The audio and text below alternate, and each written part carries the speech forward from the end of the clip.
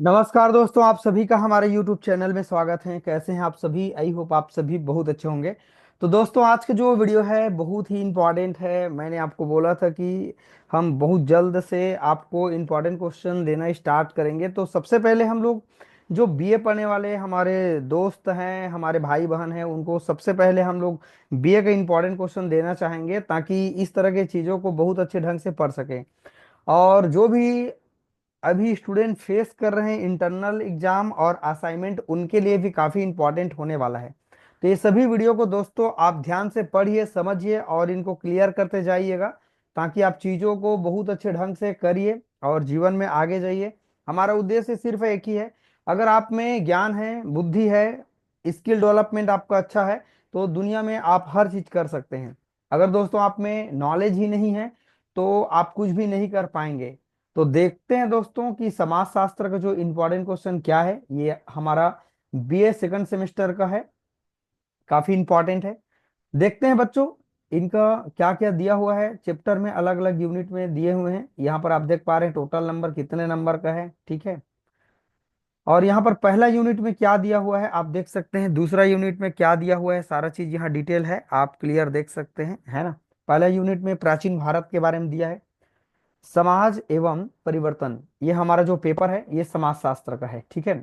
ये समाज है, परिवार है, क्या चीज है, उनको सबको डिटेल से देखने वाले हैं, राइट। और इम्पोर्टेंट क्वेश्चन है, चिन्ह लगाइए।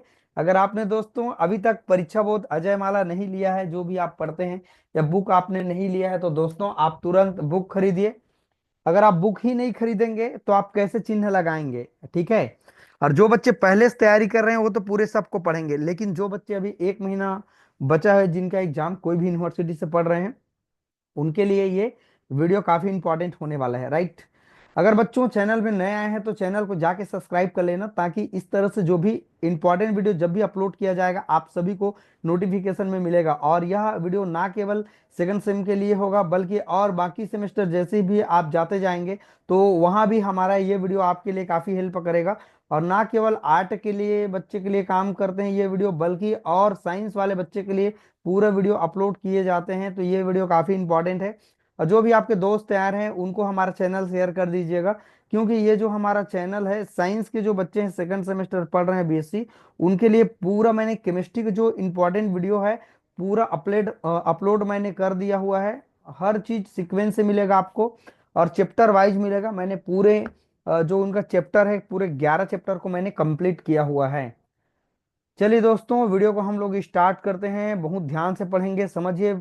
एक लास्ट टाइम में यही आपके लिए एक वरदान की तरह होगा, दर्द की दवा की तरह काम करेगा। दूसरा यूनिट देखते हैं।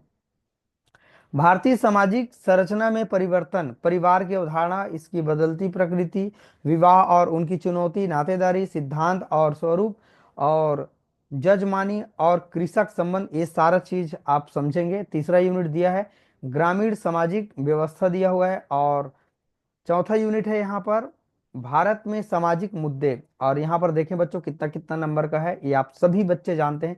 100 नंबर है, 30 नंबर का इंटरनल असाइनमेंट है, और 70 नंबर का आपका सेमेस्टर के एंड में, है ना, आपका एग्जाम होगा, उनका पेपर है, ठीक है। 70 नंबर का यहाँ होगा। और सब लोग जानते हैं एक एक नंबर का कितना सवाल है आपका। यहाँ पर 5 गुणा 4 दिया है, 20 नंबर का यहाँ पर सवाल है, और 4 गुणा 10 है, यहाँ पर 40 नंबर का सवाल है। 40 20 60, 60 और 10 70 हो गया। क्लियर। देखते हैं बच्चों, पहला जो हमारा यूनिट है प्राचीन भारत समाज और परिवर्तन कैसे लाएं, इनको समझते हैं। तो देखिए यहाँ पर जो छोटा छोटा सवाल है, इनको आप पढ़ें। और यहाँ से देखिए 5 प्रश्न तो आना है आपके एग्जाम में, ठीक है।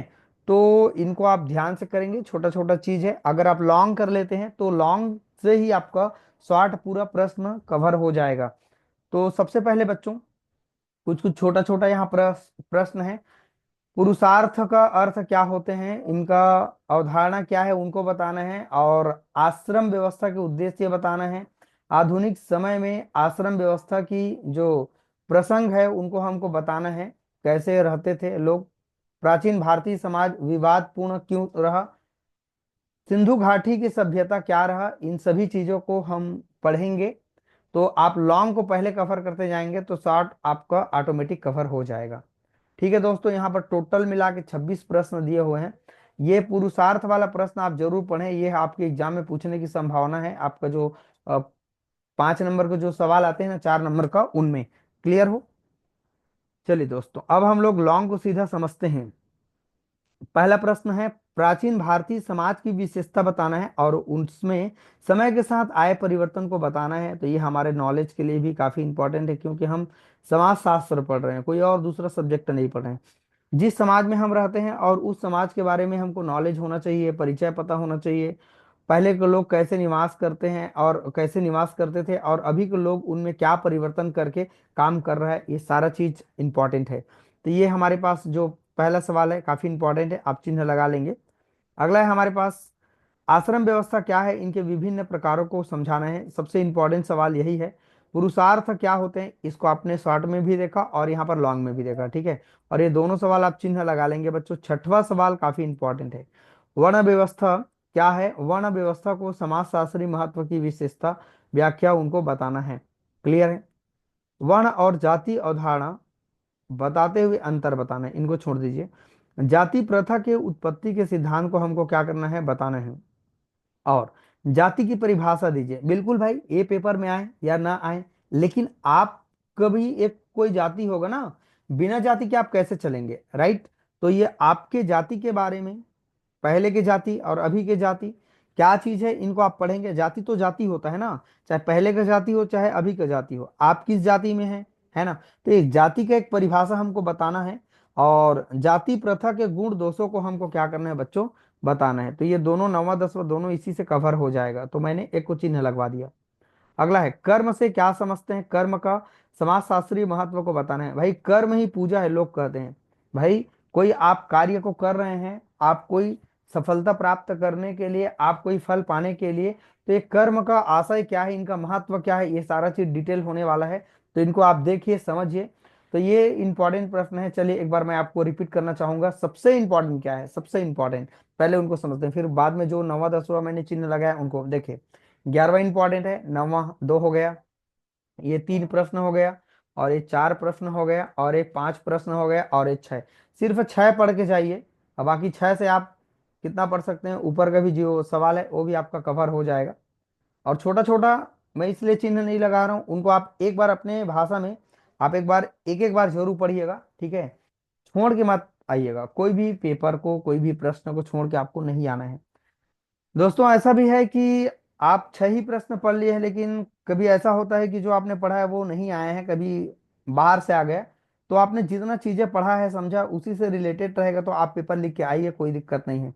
और ये जो छोटा प्रश्न है, जो 26 प्रश्न तक दिया हुआ है, उनको आप अपने लैंग्वेज में थोड़ा थोड़ा करके एक एक राउंड उनको मार लीजिएगा। एक दिन में आप पूरे शॉर्ट को पढ़ सकते हैं, एक दिन और पढ़ेंगे तो ये पूरे लॉन्ग को पढ़ सकते हैं। तो 2 दिन में ये आपका पहला चैप्टर कवर हो जाएगा। ज्यादा आपको मेहनत करना ही नहीं है, आप 1 डेढ़ महीने में अच्छे से तैयारी कर सकते हैं। बस आपका रुचि होना चाहिए, इंटरेस्ट होना चाहिए, आपका सपना होना चाहिए, इस देश के लिए, माता पिता के लिए, अपने खुद के लिए, राइट। चलिए आगे देखते हैं। आपका दूसरा यूनिट है ये, भारतीय सामाजिक संरचना में परिवर्तन क्या है, परिवार किसे कहते हैं। वाह कितना बढ़िया सवाल है। परिवार के सार्वभौमिक संस्था क्यों कहा जाता है, मतलब परिवार को ही जो मुख्य रूप से जो सभी दिशाओं का जो संस्था क्यों कहा जाता है, क्योंकि उन्हीं से ही हर व्यक्ति का विकास स्टार्ट होता है। समाजीकरण में परिवार की भूमिका को बताना है। कितना अच्छा सवाल है, बताइए भाई। हम एक परिवार में रहते हैं, लेकिन जो परिवार है एक समाज में रहता है, ठीक है। कहीं ना कहीं हम देखिए, एक व्यक्ति दूसरे गांव के व्यक्ति से शादी करते हैं, कोई भी दूसरे लोगों से शादी करते हैं, तो वहां पर एक समाजीकरण प्रक्रिया हो रही है, दूसरे परिवार से विवाह कर रहे हैं समाज के लोगों से। तो कहीं ना कहीं इनका महत्वपूर्ण भूमिका है। विवाह क्या होता है, और एक संस्था के रूप में विवाह की 3 विशेषता हमको बताना है, ठीक है। तो यह बच्चों आपका विवाह के बारे में हमको बताना है, छोटा छोटा सवाल है। नातेदारी क्या है, ये सब चीज आपको लॉन्ग में भी मिलेगा। चलिए लॉन्ग को कवर करते हैं, हमको शॉर्ट को बाद में पढ़ना है। पहले लॉन्ग को कवर करते जाएंगे, फिर उसके बाद हम शॉर्ट को देखेंगे। तो लॉन्ग से ही आपका पूरा शॉर्ट कवर हो जाएगा। मैं आपको एक मोटिवेशन भी दे रहा हूँ कि हमको क्या पढ़ना है। अगर आपने मेरा वीडियो नहीं देखा है तो आप समझेंगे ही नहीं कि चीज़ों को हमको कवर कैसे करना है, क्योंकि मैं आपको बुद्धि बताने वाला हूँ, उपाय बताने वाला हूँ, और स्मार्ट वर्क करना सिखाने वाला हूँ। तो स्मार्ट वर्क अगर आपको करना आता है तो आप सब चीज कवर कर लेंगे। परिवार की परिभाषा दीजिए, परिवार कितने प्रकार के होते हैं, सबसे इंपॉर्टेंट सवाल है। देखिए मैं सब चीज को डिटेल नहीं करूंगा, मतलब आंसर को नहीं बताऊंगा, क्योंकि अगर मैं सबको बताऊंगा तो मुझे तो 2 महीना लगेगा पढ़ाने में। तो ये सब चीज सरल है, आपको हिंदी लैंग्वेज में पढ़ना है, इंग्लिश मीडियम वाले बच्चे इंग्लिश मीडियम में पढ़ सकते हैं, उनका भी सिलेबस सेम है। कोई से भी आप यूनिवर्सिटी से पढ़ रहे हैं दोस्तों, सबका सिलेबस सेम है। एनईपी का मतलब ही नेशनल एजुकेशन पॉलिसी है पूरे राष्ट्र में, और अलग और जो भी यूनिवर्सिटी में पढ़ रहे हैं सभी बच्चे पढ़ सकते हैं। देखते हैं दोस्तों दूसरा सवाल क्या है, परिवार से क्या समझते हैं। फिर वही आ गया, परिवार में होने वाले परिवर्तन का वर्णन करना है, इंपॉर्टेंट है। एक सामाजिक और संस्था के विवाह को परिभाषित कीजिए और उनके विभिन्न प्रकारों को हमको वर्णन करना है, काफी इंपॉर्टेंट है। नातेदारी से क्या समझते हैं, इनका महत्व क्या है, हमको बताना है, ठीक है। और जजमानी व्यवस्था से आप क्या समझते हैं, ठीक है, नहीं इनको छोड़ दीजिए, आप इतना ही पढ़ें। चौथा पढ़ें, तीसरा पढ़ें, दूसरा, और 1 से लेकर के 4 तक पढ़ लीजिए। मैं लिख के गारंटी देता हूँ आपके एग्जाम में विवाह किसे कहते हैं और परिवार किसे कहते हैं, ये सवाल हमारे एग्जाम में देखने के लिए मिलेंगे। चलिए दोस्तों हम लोग चलते हैं अब तीसरा यूनिट में, ग्रामीण सामाजिक व्यवस्था क्या होती है, ग्रामीण विकास क्या होते हैं। भाई ग्राम कोई विकास कर रहा है तो उनमें हर तरह से परिवर्तन जब चाहेगा, सड़क बनेगा, पानी का व्यवस्था बनेगा, लोग अच्छा से रह रहे हैं, उनका भवन अच्छा है, उनका परिवार अच्छा है, तो एक तरीके से ये ग्राम का क्या हो रहा है, विकास हो रहा है, राइट। तो ये ऐसा सिलेबस है बच्चों कि आप पढ़ें और आपके डेली लाइफ से रिलेट कर रहा है, बताइए कितना अच्छा चीज है, जो आपके जीवन में घटित हो रहा है, इसीलिए इसका नाम पड़ा समाज शास्त्र। समाज के बारे में पूरा अध्ययन करना समाज शास्त्र कहलाएगा। कितना अच्छा विषय है, आपको अगर समाज शास्त्र पढ़ना अच्छा लगता है और अगर आपको इंटरेस्ट है तो दोस्तों आप मुझे कमेंट करके एक बार जरूर बताएंगे। देखिए आप वीडियो के साथ बने हैं लेकिन तब भी आप लाइक का बटन नहीं दबा रहे हैं, बताइए कितना अन्याय कर रहे हैं आप मेरे साथ। अन्याय कर रहे हैं, राइट ना। न्याय तो करिए, देखिए आपके लिए हम इतना मेहनत करके वीडियो बना रहे हैं दोस्तों, और आप हैं कि थोड़ा तो कम से कम कमेंट कर दीजिए, लाइक तो कर दीजिए। भाई इतना मेहनत के साथ एक वीडियो तैयार होता है, वक्त दे रहे हैं हम आपको, और इससे बड़ा क्या चीज हो सकता है। जो व्यक्ति दूसरे के लिए वक्त दे, समय दे, वही तो इंसानियत है, और हम इंसानियत कमाना चाहते हैं। और इनका फीडबैक आप मुझे दीजिए लाइक कमेंट करके। ठीक है दोस्तों, चलिए हम लोग बढ़ते हैं, इनके अगले पार्ट को देखते हैं और क्या है। तो ये 60 प्रश्न को आप बिल्कुल पढ़ें। ये शहरीकरण क्या होते हैं, शहर की ओर लोगों का जाना, प्रवास से क्या समझते हैं। देखिए रोज अपने लोग अपने रोजी रोटी के लिए, अपने बच्चे लोग के पालन पोषण करने के लिए, अपने परिवार अच्छा चले इसके लिए क्या करते हैं, लोग बाहर जाते हैं, कहीं कमाने खाने जाते हैं, प्रवास कहलाएगा। और फिर वहां से अपने रोजी रोटी के लिए पैसा कमाने के बाद फिर अपने मूल स्थान में आएंगे, वो होते हैं हमारे पास प्रवास होते हैं, माइग्रेशन होते हैं, ठीक है। कृषक की मुख्य समस्या क्या होती है, चलिए लॉन्ग में चलते हैं। पहला सवाल सबसे इंपॉर्टेंट, ग्रामीण समाज शास्त्र के विकास पर एक संक्षिप्त टिप्पणी हमको लिखना है। ग्रामीण विकास का एक महत्व बताना है, और किसी क्षेत्र की, सॉरी, किसी देश की अर्थव्यवस्था में कैसे प्रभाव डालता है, सबसे इंपॉर्टेंट सवाल है। ग्रामीण क्षेत्र में कृषि सुधार के लिए कौन कौन से कदम उठाया जाना चाहिए, दूसरा को आप चिन्ह लगाएंगे। ग्रामीण विकास से आप क्या समझते हैं, इनको भी आप चिन्ह लगाएंगे, ये दोनों में काम आएगा, ऊपर और नीचे दोनों में, क्लियर। ग्रामीण क्षेत्र में किस प्रकार के सामाजिक परिवर्तन देखने की भूमिका, सॉरी, देखने को मिलता है, इनको आपको समझना है, समझाना है। ग्रामीण प्रवास के मुख्य कारण हमको बताना है। देखिए भाई गरीबी के कारण लोग प्रवास करते हैं, अपनी आवश्यकता को पूरा करने के लिए प्रवास करते हैं, ये इंपॉर्टेंट है। ये भी उसी में आ जाएगा, ये भी उसी में आ जाएगा, तो बताने की जरूरत नहीं है। शहरीकरण के प्रमुख लाभ और हानि हमको बताना है। अगर लोग शहर की ओर जा रहे हैं तो इनका कुछ फायदा भी है और कुछ नुकसान भी है ना, तो ये आपके लिए इंपॉर्टेंट है, हमारे भी कंट्री में हो रहे हैं ऐसा, है ना। अगला है 10वां नंबर सवाल, शहरीकरण की गति को नियंत्रण करने के लिए कौन कौन सी नीति लागू की जा सकती है। और देखते हैं ग्रामीण समाज में धार्मिकता का क्या अर्थ है, इनका लोगों के जीवन पर क्या प्रभाव पड़ता है, नहीं इनको छोड़िए। क्या ग्रामीण समाज में धार्मिकता से सामाजिक एकता बढ़ती है या विभाजन? इनको बताना है, इनको नहीं लगाएंगे चिन्ह। क्या ग्रामीण समाज में अंधविश्वास वैज्ञानिक सोच को प्रभावित करता है? इनको चिन्ह लगाएंगे, नॉलेज के लिए पढ़ना है इसको। और ग्रामीण समाज में अंधविश्वास दूर करने के लिए कौन कौन से उपाय किए जा सकते हैं? भाई इनको आप नॉलेज के लिए तो पढ़िए, एग्जाम दिलाने के मूड से मत पढ़िए, इनको नॉलेज के लिए पढ़िए दोस्तों। इतना तो पढ़ना पड़ेगा, ज्यादा लंबा लंबा नहीं है, एक एक दो दो पेज मिलेगा आपको, 3 पेज कम से कम लिखना रहेगा। लॉन्ग को कम से कम 3 पेज आप कवर करेंगे, अगर 6 नंबर 7 नंबर का है तो। ग्रामीण क्षेत्र में धर्म और अंधविश्वास महिलाओं की स्थिति में को किस प्रकार से प्रभावित कर रहे हैं? आधुनिकता और तकनीक विकास के बावजूद ग्रामीण समाज में अंधविश्वास क्यों बना हुआ है? ये आपके लिए इंपॉर्टेंट है, बस इतना आप पढ़ें दोस्तों।